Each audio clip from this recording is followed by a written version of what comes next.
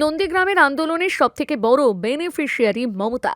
সোনাচূড়া থেকে বেনজির আক্রমণ শুভেন্দুর, পাল্টা হুঁশিয়ারি তৃণমূলের। 7ই জানুয়ারি সকালে ফের তেতে উঠল নন্দীগ্রামের সোনাচূড়া। 2007-এ রক্ত ঝরা আন্দোলনের স্মৃতি তর্পণে এসে মুখ্যমন্ত্রী মমতা বন্দ্যোপাধ্যায়কে বেনজির ভাষায় আক্রমণ শানালেন বিরোধী দলনেতা শুভেন্দু অধিকারী। মমতা বন্দ্যোপাধ্যায়কে পৃথিবীর সবথেকে বড় গদ্দার বলে তোপ দাগার পাশাপাশি নন্দীগ্রাম আন্দোলনের সবথেকে বড় সুবিধাবাদী হিসেবেও মুখ্যমন্ত্রীকে তোপ দাগেন শুভেন্দু। পাল্টা ভাঙাবিরা থেকে শুভেন্দুকে এলাকা ছাড়া করার ডাক দিয়েছে তৃণমূল কংগ্রেস। বুধবার সকালে সোনাচূড়ার শহীদ বেদিতে মাল্যদান করতে যান শুভেন্দু অধিকারী। 2007 সালের এই দিনে ভাঙাবিরা ব্রিজের কাছে তৎকালীন সিপিএম-এর হারমাত বাহিনীর গুলিতে প্রাণ হারিয়েছিলেন সেলিম, ভরত এবং বিশ্বজিতের মতন আন্দোলনকারীরা।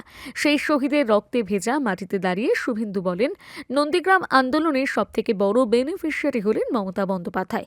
এই আন্দোলনের হাত ধরে তিনি মুখ্যমন্ত্রী হয়েছেন, অথচ জেতার পর গত 5 বছরে একবারও এই মাটিতে পা রাখার প্রয়োজন বোধ করেননি তিনি। এদিন শুভেন্দু দাবি করেন তিনি নিজেকে নন্দীগ্রামের আত্মীয় মনে করেন। তার কথায়, আমি বুদ্ধদেব ভট্টাচার্যের মতন সবার মুখ্যমন্ত্রী চাই। মমতা বন্দ্যোপাধ্যায় সেটা হতে পারেননি। নন্দীগ্রামে রাম মন্দির তৈরি হয়ে গেলে আমি এখানেই এসে থাকব। আসল পরিবর্তন কি সরস্বতী মূর্তি ভাঙছে পরশুদিন মহিষাদল লেগে গেছে, কালকে কৃষ্ণনগরে গেছে, এই পরিবর্তন কালী ঠাকুরকে তাক দিকে সূর্যনগরে পুলিশের ভেঙে তুলছে, আসল পরিবর্তন।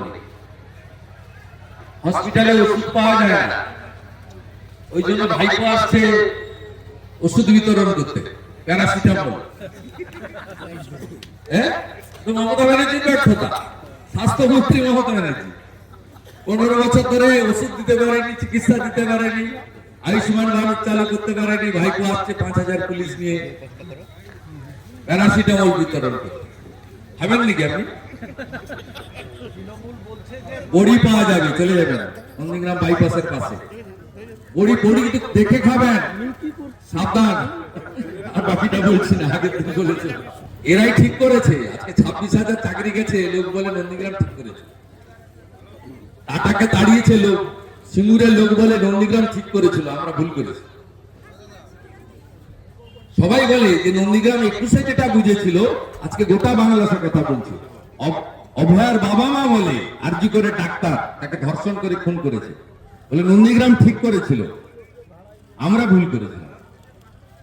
তো ওদের কথার উত্তর ওরাই দিয়ে দিবে, তামান্নার মা দিয়ে দিবে, কালীগঞ্জে পানিহাটির অভয়ার বাবা মা দিয়ে দিবে, আরজি করে ডাক্তারের বাবা। আমাকে দিতে হবে না। আমি তো 2004 সালে সিপিএম এর সঙ্গে লড়তে গিয়ে হেরেছিলাম, আমি তো মাঠ ছেড়ে যাইনি, আমাকে তো লোক ভোট দিয়েছিল। আমি তাদের সঙ্গে ছিলাম বলেই তো আমি 2009 1,73,000 ভোটে জিতেছি। আমি তাদের সঙ্গে ছিলাম বলেই তো 2014-তে আমি 2.5 লক্ষ ভোটে জিতেছি। তুমি 1,08,000 ভোট নিয়ে গেছো, 5 বছর তোমার দেখা নাই রে, তোমার দেখা নাই। ভোটের সময় তুমি শীতে যেমন আলিপুর চিড়িয়াখানায় পাখি আসে, উঠতে উঠতে উঠতে পরিযায়ের মতো এলে কি উঠে পড়বে কেউ? শান্তিতে আছে নন্দীগ্রামে, আমি বা আমরা আছি বলে। এই সোনাচূড়ার মা বোনেরা, হিন্দু যারা 2021 সালের জানুয়ারি মাসে টাউন ক্লাবে বজরং বলির পুজোতে গেছিল, ভুলে গেছেন নাকি? 4টে বাসে মহিলা ছিল, ওই গড়চক্রবেড়িয়ার খেসারির খেতে ডেকে মাঠে নিয়ে গিয়ে মারতে মারতে 45 জনকে ইনজোর করেছিল। শুধু হিন্দু বলে দেবব্রত মাইতিকে খুন করেছে, শুধু হিন্দু শিডিউল কাস্ট বলে মনসা বাজারে রথিবালা আড়িকে খুন করেছে 24 সালের 23 মে। এই সোনাচূড়া সমবায় হেরে গেছে বলে গাংড়া এরা বুঝতে পারছে না শান্তিতে আছে। আর গড়চক্রবাড়িয়ায় মুসলমান পাড়াতে জিতে গেছিল বলে এক্স আর্মি তপন মহাপাত্রর বাড়ির ভিতরে ঢুকে বোম ফাটিয়ে দিয়েছে। কোন হিন্দু থাকবে না। সকালবেলা এসেছিল, যেগুলো দেখেছেন মালগুলোকে, সব খুনি। সুফিয়ান একটা খুনি, দেবব্রত মাইতির মামলার আসামি, 7 দিন 1.5 বছর জেল খেটেছে। তার পাশে শামসুল, সমস্ত দাগি খুনি অপরাধী। এরা সুযোগ পেলেই যদি একবার এখানে অন্যরকম কিছু ঘটে যায়, কোন হিন্দুর অস্তিত্ব থাকবে না, হিন্দুর মা বোন রতু মোড় ফেরোতে পারবে না। আমি বলে গেলাম এটা, সবাই আমার সঙ্গে হ্যাঁ স্বীকার করবেন কিনা? তাই তো?